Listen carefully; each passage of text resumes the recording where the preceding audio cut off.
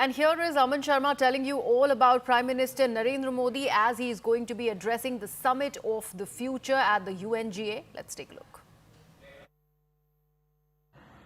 Prime Minister Narendra Modi will be at the UNGA Summit of the Future on Monday, where he will be making a very important address. The big question is, will the Summit of the Future at the United Nations bring a hope of peace? Well, this is the most significant because the summit is being held at a time of conflict, tensions and divisions in the world, and an important aspect which will be at the Summit of the Future is peace and security. If one looks at the remarks by the President of the General Assembly at the opening of the Summit of the Future, Mr. Philemon Yang, on Sunday, he has placed conflict on top of the agenda. He said that our Summit of the Future has given us a pact whose top priority is promoting international peace and security. The summit will ask for action that recommits countries to the principles of international law, the goals of the 2030 Agenda for Sustainable Development Goals, and the promise of the United Nations Charter to save future generations of war. One of the main areas of attention will be attaining the Sustainable Development Goals and on target and on time, as the world is also playing catch up insofar as the fulfillment of the very important Sustainable Development Goals is concerned. A host of issues could be discussed at the Summit of the Future related to climate, to education, to youth, gender, energy, infrastructure, as well as the digital divide.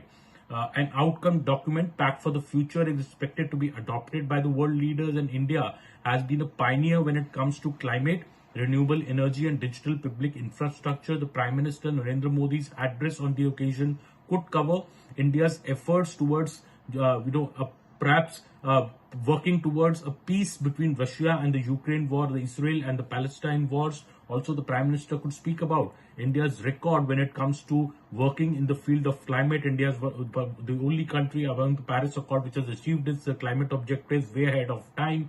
Renewable energy is a big success story in India. The Prime Minister could speak about that at the Summit of the Future as the way ahead for future generations, as well as the digital public infrastructure in which India, the UPI, has been a big platform. India's message at this summit is also likely to focus on the country's opposition to war as a means of settling political divisions and the discords, and the need for diplomacy and dialogue to settle such issues. Prime Minister Narendra Modi's recent travels to Russia and Ukraine have been aimed in this direction. The big question hence remains that will India play the peacemaker when it comes to the Russia-Ukraine or the Israel-Palestine war? A guiding question for the interactive dialogues at the Summit of the Future revolves around the heightened global divisions. The Pact for the Future, which has just been adopted, represents the pledge not only to address immediate crisis, but lay the foundations for a sustainable, just and peaceful global order. This is at the top of the agenda of the Summit of the Future. For all people and nations, there should be a peaceful, global, international, rules-based order.